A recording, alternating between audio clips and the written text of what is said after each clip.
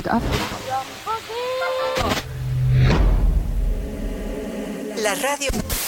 La radio es un elemento que nos transporta a nuestra memoria.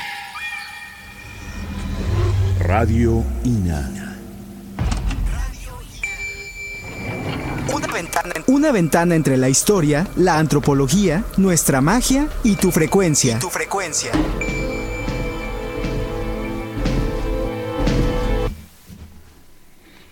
¿Qué tal, amigos? Muy buenos días. Esto es Radio INA, órgano de comunicación de la Dirección de Medios de Comunicación del Instituto Nacional de Antropología e Historia. Estamos transmitiendo, como todos los jueves, en vivo a través de la Internet, desde la Colonia Roma de la Ciudad de México, para todo el planeta, aunque ustedes no lo crean. La Internet es maravillosa. Tenemos de invitada a la maestra Araceli Peralta Flores. Ya veremos el pretexto por el cual está ella aquí. Buenos días, historiadora, días, bienvenida. ¿Qué tal? Gracias por estar aquí. Yuriria.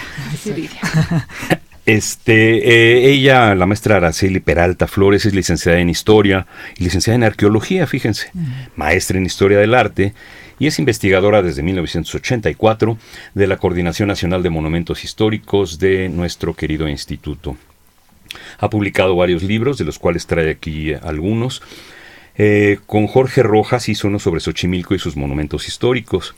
Y con Rubén Manzanilla, uno sobre Tacuba, que se llama Guía Archivística y Bibliográfica para el Estudio Histórico de Tacuba. También hizo uno sobre algo que platicaremos más en el transcurso de esta conversación, sobre los hallazgos en el metro de la Ciudad de México, arqueología y acervos. Otro también sobre Tlalnepantla, específicamente sobre la hacienda de Santa Mónica, Tlalnepantla, Estado de México, su historia y su arquitectura. Y el más reciente, que parece que la primera edición ya se agotó, ya va a haber que reimprimirlo, que se llama Xochimilco y su patrimonio cultural, memoria viva de un pueblo lacustre. Araceli ha realizado la investigación histórica para los catálogos de monumentos históricos inmuebles de los estados de Campeche, Yucatán y Chiapas, y los correspondientes a las delegaciones políticas en la Ciudad de México, o en el Distrito Federal más bien, de Xochimilco, Iztacalco y Azcapotzalco. Artículos en diversos libros, en diversas revistas, profesor en la Escuela Nacional de Antropología e Historia, ponente en diversos eventos académicos nacionales e internacionales, y hay que decir que es becaria del Programa de Apoyo a Proyectos de Investigación e Innovación Tecnológica de la Facultad de Filosofía y Letras de la UNAM, de nuestra facultad. Nos ponemos aquí todos en saco. Becaria también en Venezuela, del Ministerio de la Cultura de Venezuela, por parte de la Universidad Nacional Experimental Simón Rodríguez, y también becaria de la Unión Iberoamericana de Municipalistas, Granada Stetson University. Asimismo es comisionada por el Instituto Nacional de Antropología e Historia para coordinar las acciones técnicas y académicas del proyecto UNESCO Xochimilco y consejera cultural de la delegación Xochimilco. El pretexto para esta conversación inicialmente era que normalmente cuando viene gente a visitarnos de la Coordinación Nacional de Monumentos Históricos o de arqueología, vienen siempre arqueólogos muy especializados en un solo tema, digamos, y lo que ella quiere resaltar es aquello que hemos también tocado en estas conversaciones sobre la interdisciplina, el hecho de que en una dirección de arqueología no haya puros arqueólogos, y entonces es una historiadora que en la actualidad está trabajando en monumentos históricos como investigadora y colabora mucho con proyectos arqueológicos, principalmente en la Ciudad de México. Pues bienvenida de nuevo, Araceli Peralta, gracias por estar aquí. ¿Cómo está esto? ¿Cómo llega una historiadora a trabajar con arqueólogos? ¿Por culpa de quién? Ya sabemos de quién, pero... Que nos lo cuente. Sí. Bueno, antes que nada, muchísimas gracias por permitirme estar en este espacio. Y con respecto a la pregunta que me haces, Juan, yo me involucro en el proyecto Metro, así que con los metreros de salvamento arqueológico. Así se dicen, metreros. Porque yo estudié arqueología de manera paralela con la carrera de Historia en Filosofía y Letras. Entonces yo era una estudiante de tiempo completo. Antes de terminar la carrera de arqueología, pues mis amigos de generación comenzaron a invitarme a participar como arqueóloga, pero pagándome como peón, eso siempre lo digo. Qué o sea, bonito. yo entré como peón, realmente, haciendo un trabajo arqueológico, pero no me importaba, yo lo que quería era empezar a trabajar. Y fue como, entonces entré primero con Román Chávez en Azcapotzalco. Él tenía a su cargo pues una de las líneas del metro, la línea 6. Y fue, digamos, como mi primer acercamiento como arqueóloga. Posteriormente me invita a mi gran amigo Fernando Miranda, quien tuvo en el 83 la coordinación de las excavaciones que hicieron en la Plaza de la Constitución, en el mero Zócalo. Y me invitó a participar, entonces ahí yo realicé 3 pozos, recuerdo muy bien que estaba pues clavadísima en uno de ellos. Teníamos a todas las, la maquinaria que estaba trabajando, era un ruido tremendo. Y bueno, yo metidísima haciendo el registro de mis perfiles, cuando de repente escucho una voz como casi del más allá que me decía, Araceli, ¿no? Araceli. Y yo dije, bueno, ¿qué será? De repente levanto la cara y a quien veo es al Jerry, o sea, Alejandro Martínez Muriel. Entonces me dijo, oye, Araceli, quiero hablar contigo. Salí del pozo. Y pues me dijo, yo no lo conocía, sabía ¿no fue tu de él. maestro o algo así? No, yo sabía de él porque era el director de salvamento arqueológico, el responsable, pero no o sea, físicamente yo no lo conocía. Y me dijo, mira, ya me enteré que eres, aparte de arqueóloga, eres historiadora, y quiero ofrecerte pues un contrato para que te encargues de hacer toda la investigación histórica para las líneas 6, 7 y 9 del metro. Entonces, como solía yo ser antes muy precipitada y generalmente me gustaba decir sí y después ya me arrepentía, bueno, eso sucedió con el Jerry. Ya ha dicho el sí, Le di había el que sí. seguirle. Y me dijo, en una semana ve a la Administración de Salvamento Arqueológico para que firmes tu contrato. Fue así como ya entré formalmente como arqueóloga, más bien no como arqueóloga, sino como historiadora, pero para la Dirección de Salvamento Arqueológico. Y era para rastrear antecedentes históricos, para ver qué se iban a encontrar según las fuentes. Sí, a mí me parece que este trabajo fue muy importante porque el Jerry para mí fue todo un personaje, un hombre muy visionario. Platícanos un poco de él para familiarizarnos también más nosotros y quienes nos escuchan. Sí, un hombre que fue pionero en el sentido de que integró a una historiadora a un proyecto arqueológico. Yo considero que fue la primera vez que se hizo de esta manera tan formal, ¿no?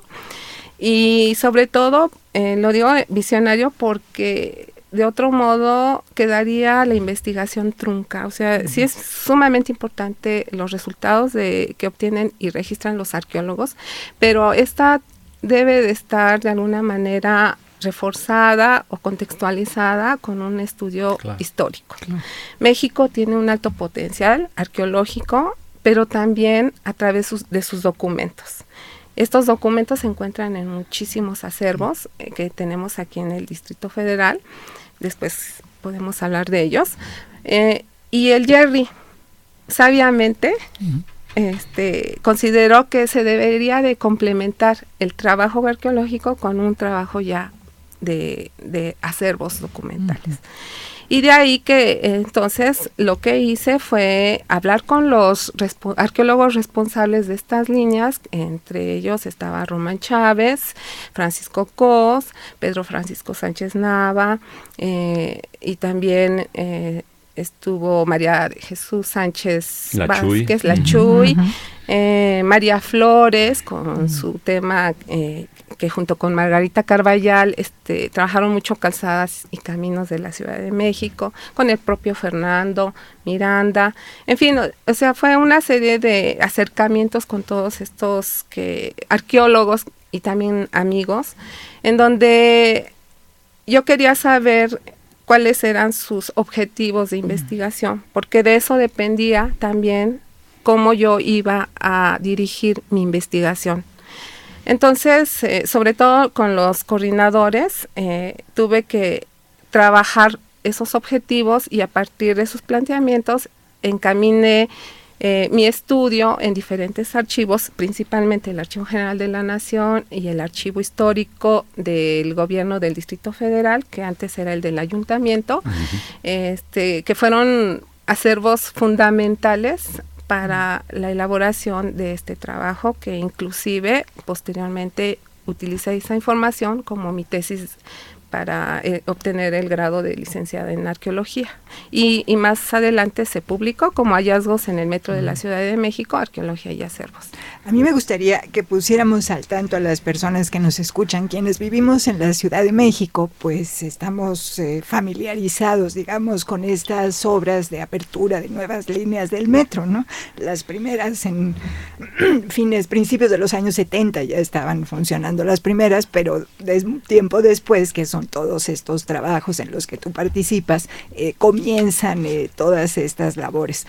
¿Cómo es que tenemos un equipo de arqueólogos al que podemos llamar los metreros? ¿Y cómo es que este tendido, este trazado de las líneas del metro en la Ciudad de México tiene tanta importancia desde el punto de vista arqueológico e histórico? De los hallazgos, pues, ¿cómo van trabajando en esto? O sea, ¿cómo pudimos pues un poco poner al tanto conciliar, a la gente? Digamos? Mira, mi pregunta diría más sobre esto, pensando en que nos escucha gente en otras ciudades, pensando en que nos escucha gente en otros países, pues contar un poco por qué una obra de metro en una ciudad como la Ciudad de México puede tener el gran potencial que tiene en materia de hallazgos arqueológicos y de información histórica que va a reconstruir pues el pasado de una ciudad que ahora es una metrópoli enorme y muy complicada, pero que bajo ella pues tiene una historia muy importante que contar. Sí, realmente la Ciudad de México es un territorio con un potencial arqueológico de verdad es impresionante. Sabemos que estuvo poblado todo lo que es la cuenca, tanto en la zona lacustre como en su zona cerril y de montaña, por diferentes asentamientos. Estos asentamientos coinciden con varios de los trazos que se marcaron en las líneas del metro. De ahí que esos puntos de amarre para el arqueólogo y para el historiador hayan detonado que se hiciera esta investigación, considerando que hay lugares como por ejemplo La Piedad, que fue un islote, el islote de Atepehuacán. Entonces, pasaba por ahí el trazo de la línea 9 y Francisco Cos me dijo, mira, es que yo necesito saber si hay algún tipo de documento o referencia en donde se especifique algo sobre este islote. No encontré información específicamente del islote, pero sí encontré otra información que me pareció valiosa para el arqueólogo, en el sentido de que encontré mucha información, sobre todo en el Archivo Histórico del Distrito Federal, sobre el Panteón de la Piedad. Ese panteón ya no existe. Queda el terreno, queda el terreno, está frente al Hospital Siglo XXI. Ahora es un gran parque. Ese fue panteón.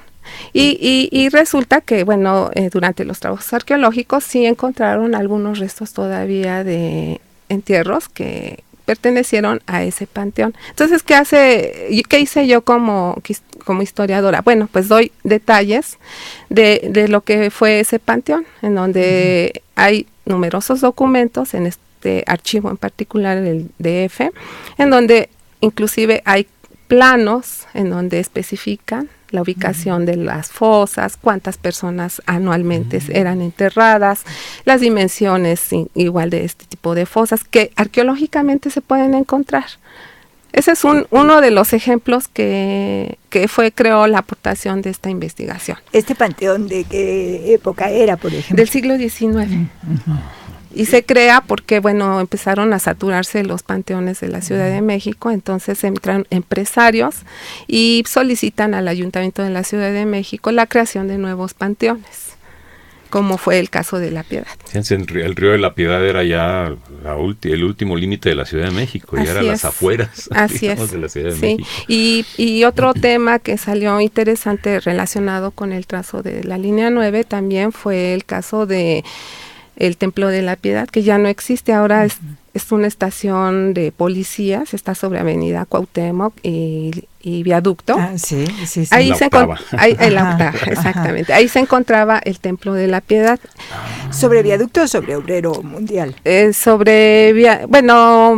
Cuauhtémoc sobre Mundial y Cuauhtémoc, sí. Obrero Mundial y Cuauhtémoc, es cierto, sí. Ahí se encontraba el templo. Entonces, comienzo a encontrar no solo documentos que hablen de cómo fue ese templo y por qué se destruyó. Esto se debió a una serie de inundaciones del río Piedad. Entonces, genera la destrucción del templo. No solo encuentro este tipo de información, sino también encuentro fotografías. En el Distrito Federal, muchos de estos acervos tienen una rica gama de imágenes en diferentes archivos. Entonces, eso también permitió al arqueólogo conocer qué era lo que había cercano a su línea de excavación, cómo era, inclusive a través de imágenes, no solo a través de descripción de documentos. Sí. Qué interesante. Y bueno, un poco en esa ubicación que decía yo, para quien no conoce la Ciudad de México, estamos hablando ahora de arterias viales importantísimas, la Avenida Cuauhtémoc, el Viaducto, la calle Obrero Mundial, que es una calle importante, y bueno, en las que uno no imaginaría un islote, un cementerio del siglo XIX, un templo que fue muy importante, que fue el de La Piedad, en fin, toda esta información que, digamos, si el arqueólogo llega a buscarla sobre esta base enorme de asfalto, es esta documentación la que le va a decir, busca por ahí, tal vez aquí, esto es lo que puedes encontrar, y pues es una muy buena guía. En ese sentido, vayamos un poco a platicar de los archivos. ¿Cuáles fueron los archivos que empezaste a consultar dentro de este trabajo? Como yo les mencionaba, para mí los más importantes de este trabajo fue el Archivo General de la Nación, porque contiene no solo documentos que van del siglo XVI hasta el siglo XX, sino también tiene un rico material en fotografías históricas, tiene una mapoteca y microfilms. De todo eso hay que echar mano para poder apoyar este tipo de trabajo arqueológico, porque es fundamental los datos a veces que podemos encontrar en estos acervos y que les son de mucha utilidad para el arqueólogo. Claro. A entender también mucho de lo que él registra a través del soporte documental. Otro archivo muy importante fue el Archivo Histórico del Distrito Federal, que se encuentra en Chile 8, y ahí tienen una planoteca de suma importancia. Hay planos muy antiguos del siglo XVI hasta el siglo XX, en donde uno puede reconstruir cómo fue una determinada área de la Ciudad de México. Otro archivo que es también muy interesante y muy rico en cuanto a información es el Archivo Histórico del Agua. Este se encuentra en Valderas 94, en donde no solo también encontramos documentos, sino también imágenes de cómo eran los ríos, por ejemplo, cómo eran las presas. Todo ese registro gráfico verdaderamente es una maravilla, es de gran riqueza y valor, ¿no?, para un historiador, pero no solo para el historiador.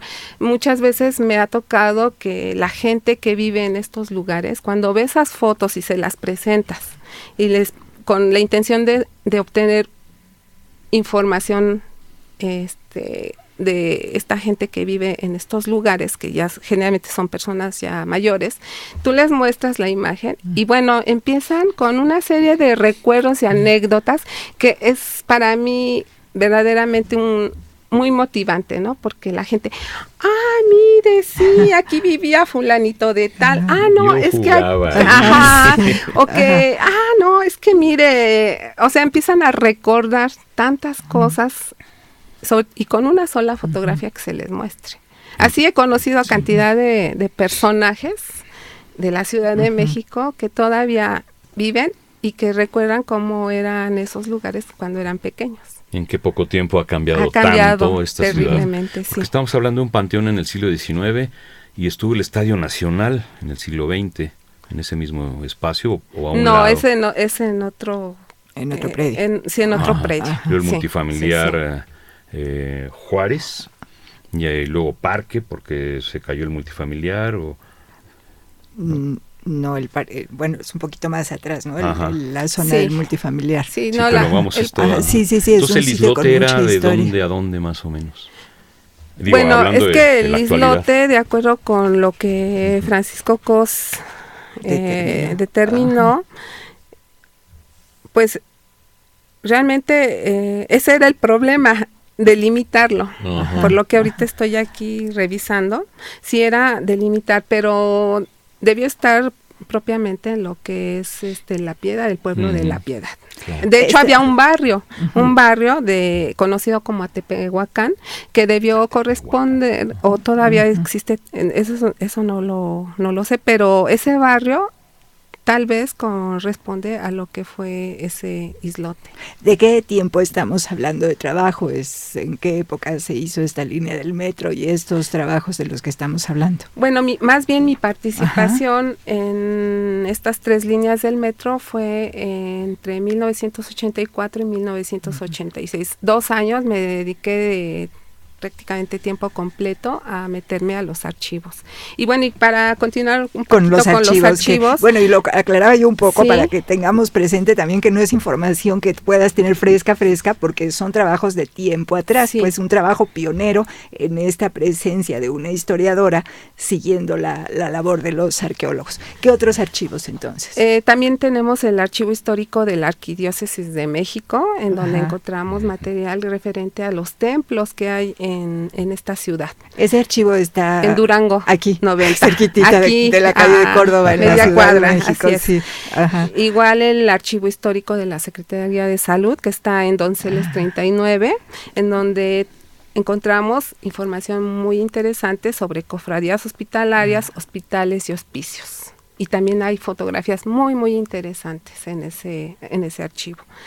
El Archivo General Agrario tiene información del siglo XVII al XIX y aquí encontramos documentos sobre la restitución, dotación o ampliación de tierras de los pueblos. Al mismo tiempo van estos expedientes ilustrados con planos de la época, en donde nos da la posibilidad de encontrar nombres de los parajes, que se han perdido muchos de estos nombres, ¿no? Generalmente que están en náhuatl, y ahí en estos planos podemos ver cómo dónde estaba la ubicación y los nombres de estos parajes. De pronto ese tipo de datos nos puede dar la razón de nombres que no sabemos de dónde vienen, ¿no? No sé, pienso por ejemplo cuando piensa uno en Lecumberri, que dice uno, bueno, ¿y esto por qué llevó ese nombre? Y de pronto estos archivos van dando datos de algún espacio cuyo dueño fue, o de algún sitio que antiguamente era nombrado de tal forma. En fin, son como pistas que puede un Sí, de hecho, muchos de los nombres que tenemos hoy en día en la Ciudad de México corresponden, por ejemplo, el rancho de Narvarte. Por ejemplo, Colonia Narvarte. La Magdalena Michuca. O pues igual del rancho de Portales. Y así nos podemos ir, ¿no? Y ahora son Colonia Narvarte, Colonia Portales, Sí, en fin, espacios de la Ciudad de México. Así es. También está el archivo histórico del Colegio de las Vizcaínas, en donde encontramos información sobre cofradías y colegios de niñas, y el archivo histórico del Centro de Estudios de Historia de México, que es CARSO, que se encuentra en Chimalistaca. También tiene un interesante cuerpo de fondo documental en donde podemos encontrar información que enriquece mucho este trabajo arqueológico. En el caso de Vizcaínas, bueno, es un antiguo colegio en el centro de la Ciudad de México, muy antiguo, es el único colegio que desde tiempos virreinales hasta la fecha sigue trabajando, si no me equivoco, pero tocaba pues una de las líneas trabajadas. ¿Sí estoy bien o no? No, solamente como fue un referente como archivo de consulta. Pensé que era la línea verde oscuro, que es la que pasa por Garibaldi, pero no es el caso. Una cosa me llama la atención, cuando estás mencionando todos estos fondos documentales, nos estás hablando de materiales muy diversos. Sí. Yo te pediría que nos cuentes un poco de ese entrenamiento de una historiadora o el entrenamiento que se va adquiriendo sobre el trabajo, por ejemplo, para interpretar un plano. Claro. ¿Qué pasa cuando tú te encuentras con un plano y bueno, empiezas a conocer cómo se lee un plano? Sí, justo por esa razón Alejandro Martínez consideró que era importante que entrara una historiadora, porque el arqueólogo, si bien hace investigación también histórica, por las características que esta investigación tiene, no puede entrar de lleno el arqueólogo. Él tiene que atender su excavación y dedicarse prácticamente a lo suyo. Y el historiador, ¿qué hace? Tiene una formación en donde, para empezar, necesita saber transcribir, lo que es la paleografía. Si no sabe uno transcribir, ya se amoló la cosa, porque los documentos muchas veces a través del tiempo van cambiando en el tipo de letra. Por ejemplo, en el siglo XVI hay una letra procesal encadenada, que así se le determina, que si no sabes transcribir ese tipo de letra, simplemente no vas a entender nada. Sí, es como otro idioma casi, si lo ve uno y dice, ¿qué es esto? Claro, es más legible ya la letra del siglo XIX o la del XVIII, pero lo que es XVI y XVII son más difíciles. Y lo mismo sucede con los planos, o sea, debe tener uno una cierta formación claro, de interpretación sobre todo, para poder entender pues la información que ahí se está presentando y que se complementa. Lo de los planos, más bien el plano es complemento de un expediente, siempre.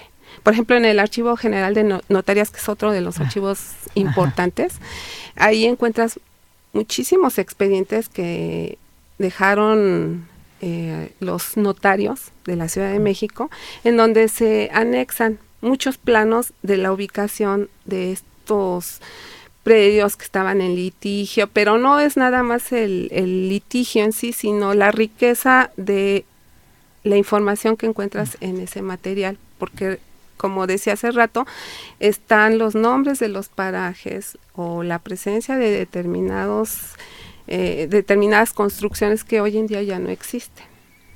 Bueno, ahorita recuerdo lo de el Albarradón de Nezahualcóyotl, que también fue otro de los temas que trabajé para los arqueólogos, porque resulta que hicimos algunos recorridos en la zona norte, porque el Albarradón tenía su trazo de la villa. ¿Podrías ubicarnos un poco en lo que es el Albarradón de Nezahualcóyotl? Bueno, Albarradón fue un dique que dividió las aguas del lago de México, y por eso quedó el lago de Texcoco y el lago de la Ciudad de México.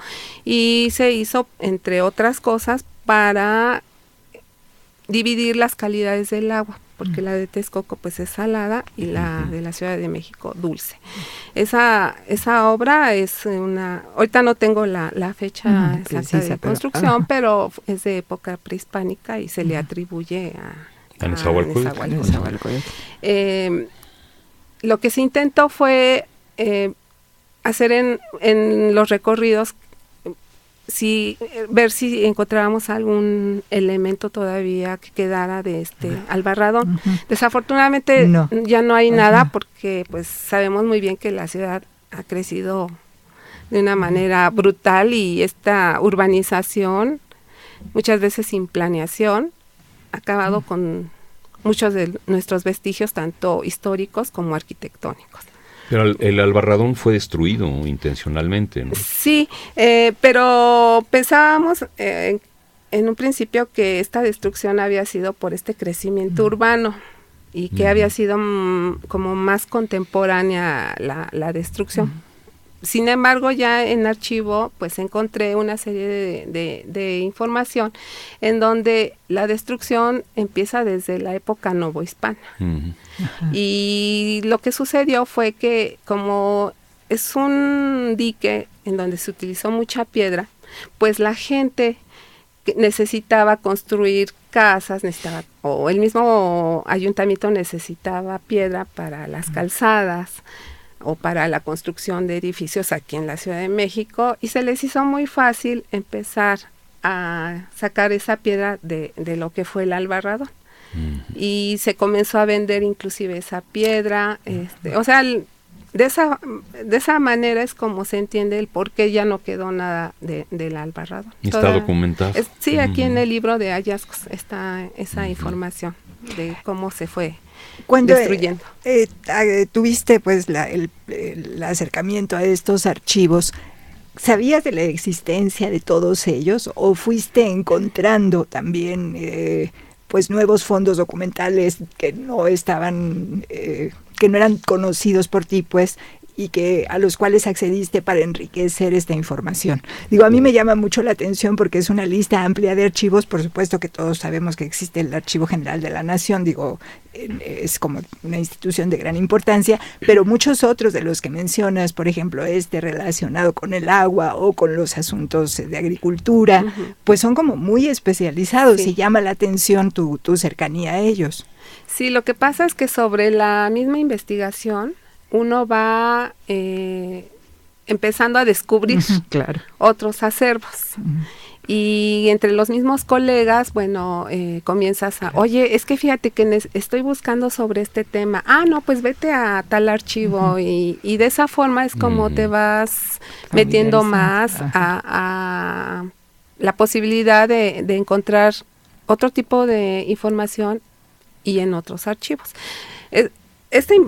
La investigación es así, comienzas en un lado y terminas en otro, y a veces con temas que ni siquiera buscabas, pero que tienen que ver a final de cuentas con el objetivo de original, claro. Sí. Lo que debe ser muy satisfactorio es cuando una obra, un rescate arqueológico confirma lo que dice un archivo de hace 2 siglos. Claro. Entonces sí era cierto, sí estaba allí. Sí, por ejemplo, en el Archivo General de la Nación hay un ramo que se conoce como Caminos y Calzadas. Ese ramo tiene una cantidad de expedientes sobre precisamente los caminos y calzadas de la Ciudad de México. Y en muchos de estos expedientes encontramos el detalle, por ejemplo, de las dimensiones, cuánto tenía de ancho, cuánto tenía de largo, de dónde venía la piedra, si venía del río de la Verónica, si venía el Tezontle, venía de Ixtapalapa. O sea, ese tipo de detalles que el arqueólogo muchas veces pues desconoce. Él encuentra el vestigio de lo que fue la calzada, pero desconoce de dónde son esos materiales de construcción. Entonces la aportación del documento es esa, justamente, ¿no? Que puedan saber muchas veces de dónde llegaron esos materiales. Hemos hablado de La Piedad, nos mencionaste esta investigación sobre el Albarradón de Nezahualcóyotl, pero ¿cuáles son, digamos, los puntos de la Ciudad de México que se fueron tocando en estas rutas y fueron siendo objeto de tus investigaciones? ¿Qué otros lugares, pues, en la ruta del metro? Bueno, de los puntos que se marcaron como significativos para la investigación histórica estuvo lo que es La Viga, por ejemplo. Bueno, ahorita si quieren podemos hablar un poco de La Viga. También Tacubaya, Mixcoac, Azcapotzalco y La Villa, pero por su relación con el Albarradón. de Nezahualcóyotl. Nezahualcóyotl. Ahorita que mencioné la viga, Por es favor, otro de platícanos los de temas eso, que a sí. mí me gustaron muchísimo, porque originalmente Francisco Cos, que estaba encargado de esa área de la línea 9, detectaron y registraron un embarcadero que justo estaba en el trazo del canal de la Viga. Eso fue el hallazgo. Entonces me dijo, oye, necesito saber más sobre lo que fue el canal.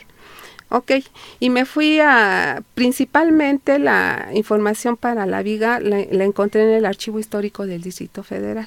En el de Chile, en el de la calle de Chile. Chile 8. Ajá, ajá. Ahí encontré, bueno, no saben, cantidad de documentos sobre el canal, en donde no solo le pude dar información de lo más básico de lo que fue el canal, sino que lo pude ampliar, y entonces ya no era solo el canal, fue la garita, el paseo y bueno, y todo las mercancías que transitaban por el canal de la Viga. ¿Hasta cuándo era transitable el canal de la Viga? Bueno, todavía hasta el siglo XIX era transitable. Lo que pasa es que posterior.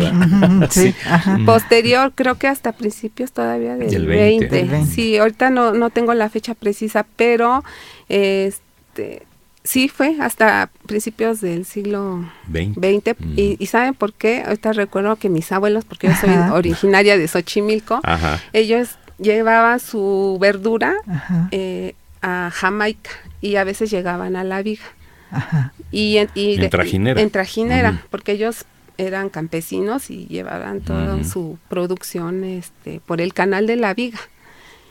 Y bueno, pues esto nos da como un indicador, ¿no? De cómo fue ese canal, pero en los documentos es una riqueza en el sentido de que nos dice con mucho detalle qué tipo de productos llevaban, de dónde venían, el costo que tenían muchos de estos productos, cómo era el paseo de la Viga, cómo se comportaba la gente en estos paseos, donde sobre todo había mucho pulque. Corría el pulque a diestra y siniestra, ¿no? Y no dan ganas de pronto de seguirse con un tema y ya olvidarse, porque realmente, por ejemplo, puede ser motivo de una investigación amplia y de una publicación, un material de esa naturaleza, ¿no? Sí, porque te da para más, o sea, es cuando comienzas a ver que de un tema que aparentemente es pequeño, pues se te puede ampliar, ¿no? Al grado de que puedes llegar hasta hacer un libro sobre uno de los temas, de los tantos temas que se manejaron aquí. Platícanos sobre el canal de la Viga. Ahora sí que estamos hablando con cierta familiaridad. Vuelvo a lo mismo. Nosotros sabemos que existe una calzada de la Viga en la Ciudad de México, y hemos oído, Juan y yo, hablar de que esta calzada fue en tiempos antiguos un canal, y ese canal pues era un paseo dominical para la gente. Pero bueno, ¿nos podrías poner un poco al tanto de la importancia de este canal de la Viga? Sí, claro. Bueno, para empezar, fue uno de los objetivos del proyecto arqueológico Metro de la línea 9, y lo que se buscaba era registrar los elementos arquitectónicos tanto de la garita como del embarcadero que les digo que se encontró en las excavaciones. La garita que era como una especie de... Era para cobrar el paso de las canoas.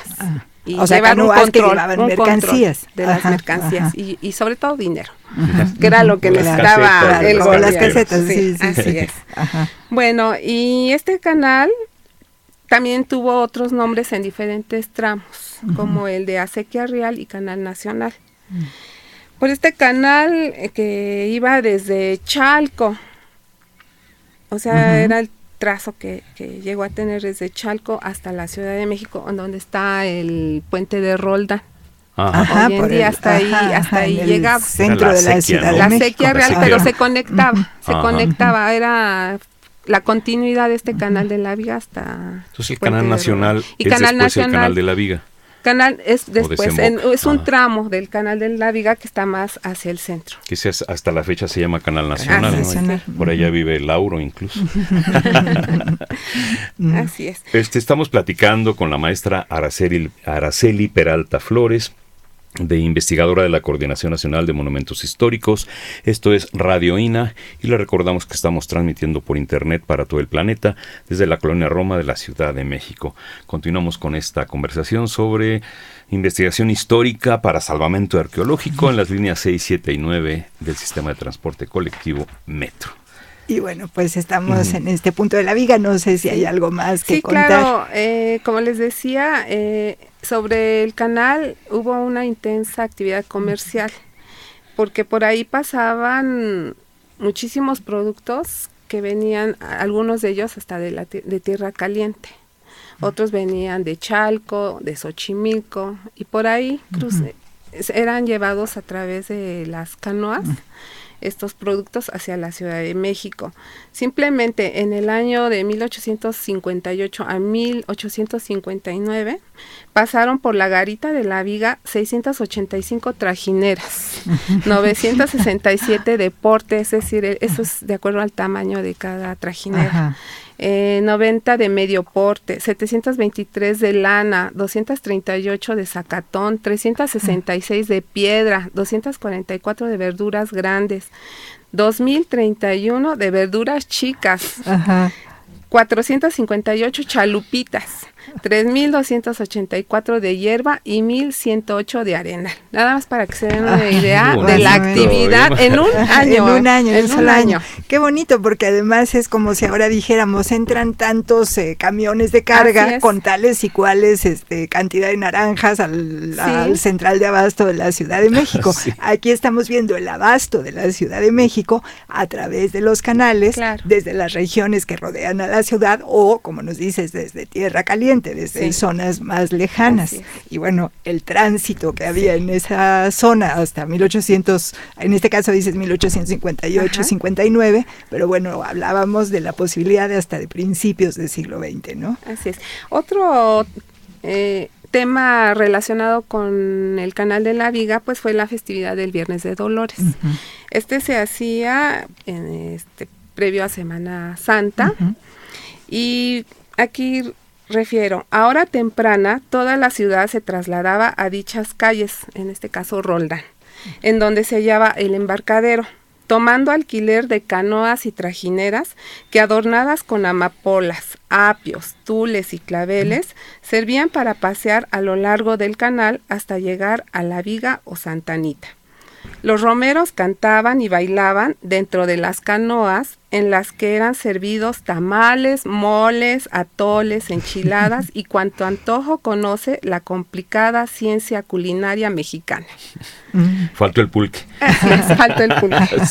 Sí, y como este tipo de anécdotas son las que encontramos en los documentos que hay en los diferentes archivos de nuestra ciudad. Claro, y bueno, sigue uno imaginando, y son calles totalmente... Viaducto Miguel Alemán, el río de la Piedad. Y bueno, el embarcadero de Roldán, centro de la Ciudad de México, Santa Anita, pues es el Iztacalco, ¿no? Más o menos donde se encuentra ese antiguo embarcadero, ese sitio donde llegaba la gente para la fiesta de la Virgen de los Dolores, ¿no? Son historias muy interesantes todas estas que nos estás presentando hoy en esta conversación.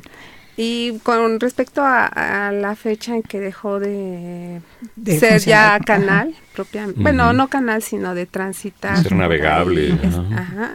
Las canoas. Bueno, aquí yo refiero que, como sucedió con muchísimos de los canales que existieron en lo que fue la cuenca de México, en el caso del Canal de la Viga, se convirtió a principios del siglo XX en un gran depósito de basura y desecho, en cuya composición entraba lirio acuático, animales muertos y toda clase de inmundicias y materias sépticas. Por eso la Comisión de Higiene, en 1915, declaró a esta zona de alto riesgo para la salud pública y en consecuencia se procedió a su clausura como canal. 1915. Y esto pasa ahora en Xochimilco, ¿no? Que estos canales también se están llenando de inmundicia, de aguas maltratadas, con altos índices de contaminación, y se están llenando también de basura. Sí, te mencionaba yo antes de la conversación que yo vivía junto al río San Buenaventura, que tenía agua limpia la mitad del año y estaba seco la mitad del año, porque venía de los manantiales del Ajusco, de los deshielos y de los manantiales principalmente. Sí. Y después se convirtió en una desgracia, no sé cómo calificarlo. Y ahora está entubado, como le hacemos en la Ciudad de México, ¿no? De entubar todo. Por ejemplo, cuando encuentras este tipo de información tan interesante que hace un rato nos mencionaba sobre la entrada de este tipo de embarcación, ¿tienes, digamos, referencia de qué tipo de embarcaciones eran? O sea, nosotros estamos hablando de trajineras y pensamos inmediatamente en las trajineras que hay en Xochimilco. ¿Eran similares esas embarcaciones? No, eran diferentes, porque como les decía, tenían diferentes medidas. Entonces, de acuerdo al tamaño, era el nombre de porte, de medio porte, chalupita. Entonces, había diferentes tipos de embarcaciones.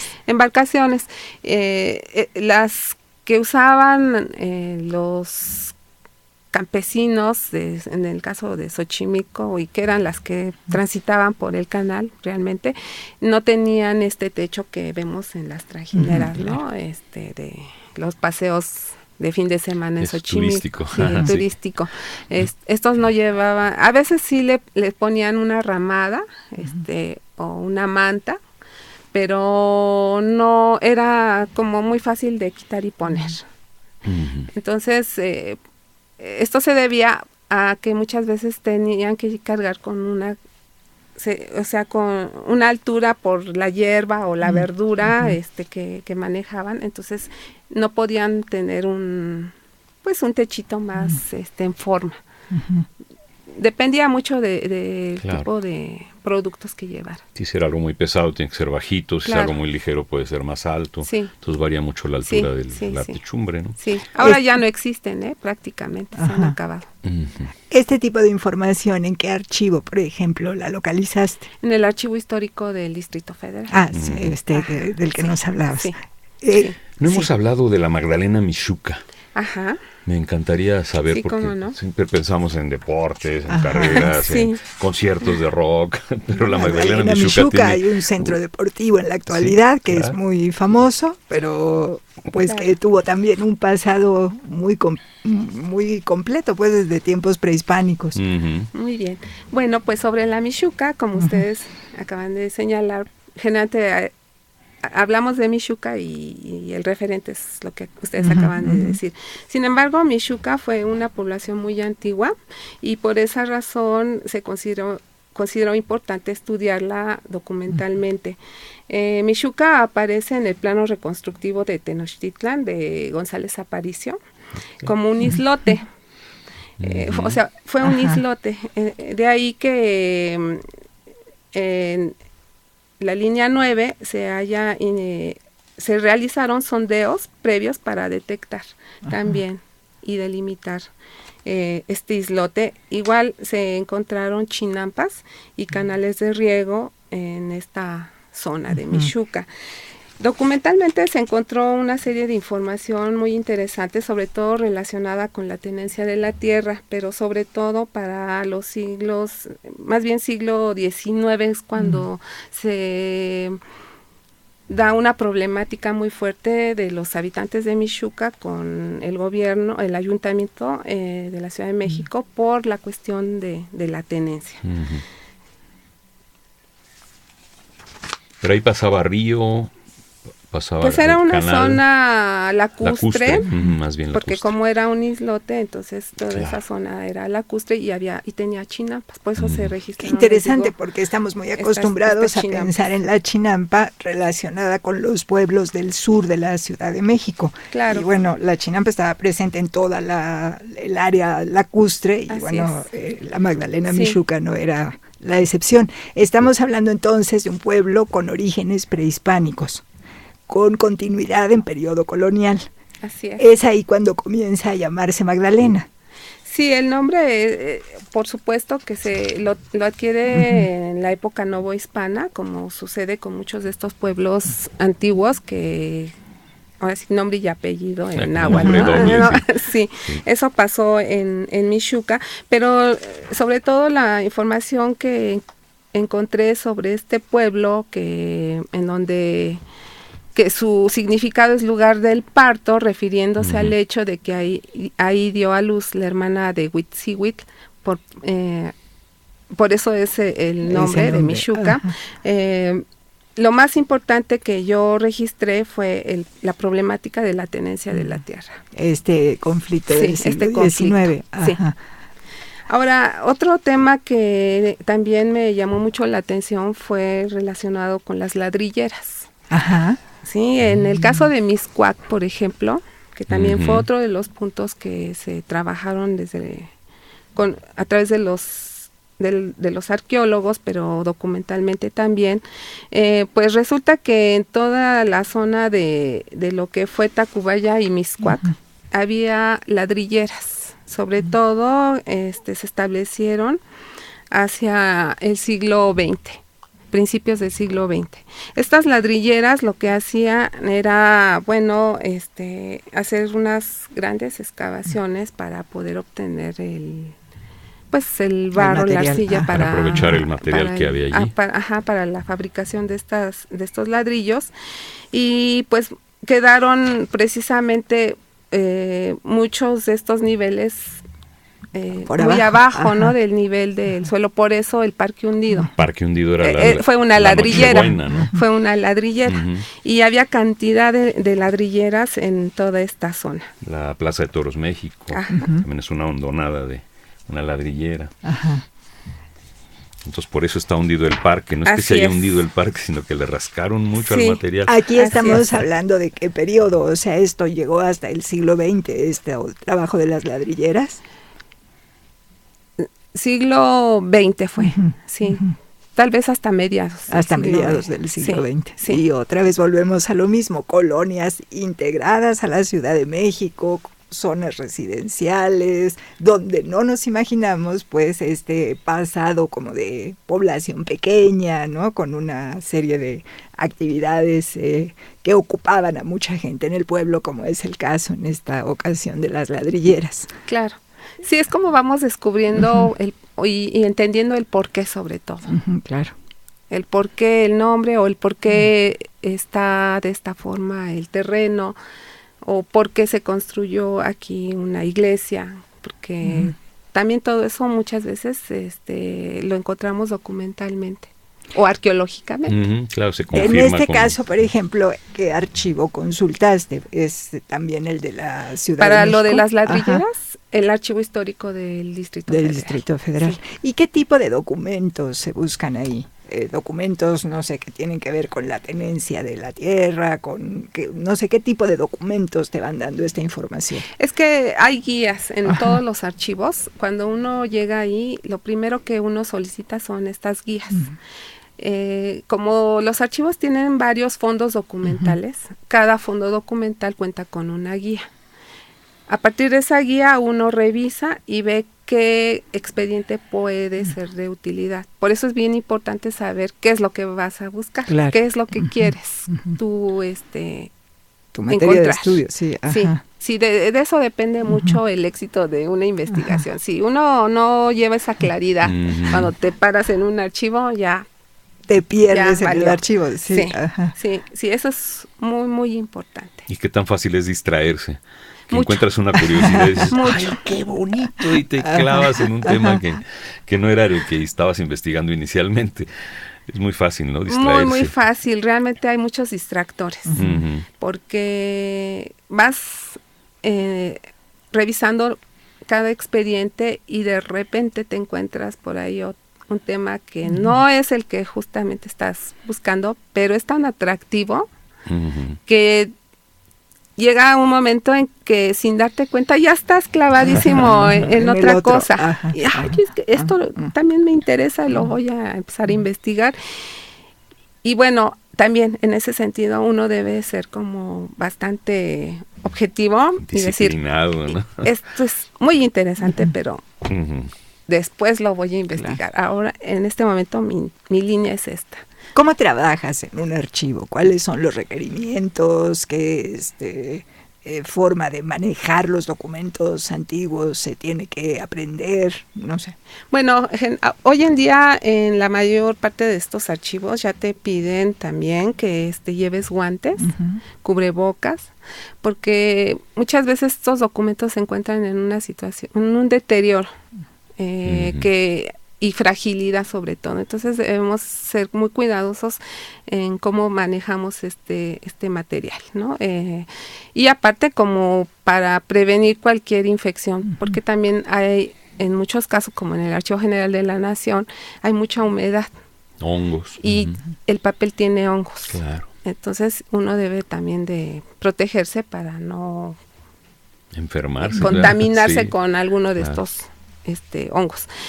Eso de entrada, pero generalmente uno, bueno, en mi caso llego a un archivo y con los años se vuelve uno mañoso. Cuando uno entra por primera vez a un archivo, te sientes en un mar de documentos y no sabes ni por dónde ni cómo. Y realmente, como todo en esta vida, la verdadera práctica de tu profesión la haces ya cuando manipulas los materiales, ¿no? Y en ese momento es cuando comienzas a darte cuenta que necesitas como que tener una estructura y una disciplina. Una estructura en cuanto a decir, bueno, ¿cómo voy a trabajar? ¿Qué quiero hacer? ¿Cómo voy a hacerlo? ¿Para qué lo voy a hacer? Si no tienes esa estructura, te digo, te pierdes. Es muy fácil perderse. Muy, muy fácil perderse. Y con los años, pues la vas afinando, ¿no? Esa estructura. Y llega un momento en que de verdad ya es muy fácil llegar y ya, por favor, que nada necesito de este fondo documental. Y uno muy fácilmente puede empezar a ser selectivo y decir, solamente necesito revisar estos expedientes. Cuando inicias, quieres revisar todo. Después ya solamente algunos. ¿Hay mucha gente en tu caso que tenga las dos carreras de historia y arqueología? ¿Conoces así tú personas que en tu misma situación con las dos carreras? Sí, cuando di clases en la ENA, fue una gran sorpresa ver que varios de mis alumnos estaban estudiando de manera simultánea dos carreras. De hecho, hay uno de ellos que es Enrique Tobar, que ahora está en el Centro Regional de Nuevo León, que él es historiador y arqueólogo.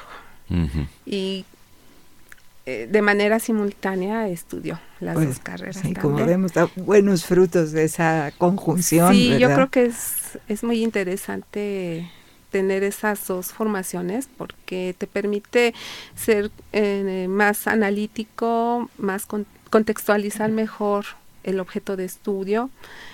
O sea, te da más posibilidades y herramientas para una investigación. Y bueno, hay chicos que si bien no han hecho la carrera de historia, son arqueólogos, pero que han hecho sociología y la combinan con la arqueología o con la historia. O sea, se ha dado una serie de posibilidades en cuanto a la formación que yo he notado en los chavos, ¿no? de la ENA, que ya no se conforman con una carrera, sino que tratan de retroalimentarse a través del estudio de otra formación. Claro, también la investigación transdisciplinaria, ¿no? Que ya está ahora como tan en boga, de juntar especialistas de diferentes ramas para una sola investigación y cada quien aporta lo suyo desde su óptica, desde su punto de vista. Como el malacólogo que tuvimos aquí, ¿te acuerdas?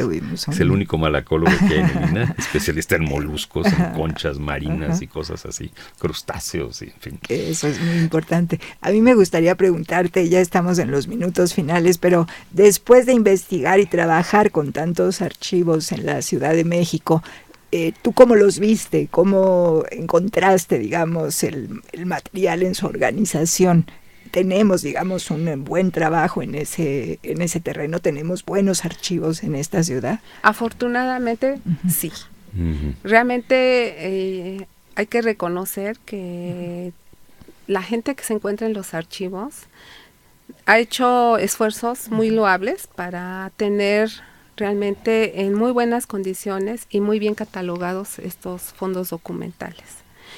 Yo creo que en México sí ha habido una preocupación por tener así estos archivos que guardan la memoria de nuestro país.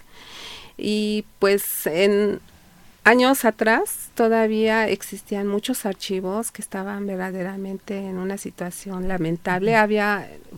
Supe del caso de uno en Oaxaca, un archivo municipal, en donde llegó la autoridad local, dijo, ay, esto es papel, no lo quiero aquí, y prácticamente fue un archivo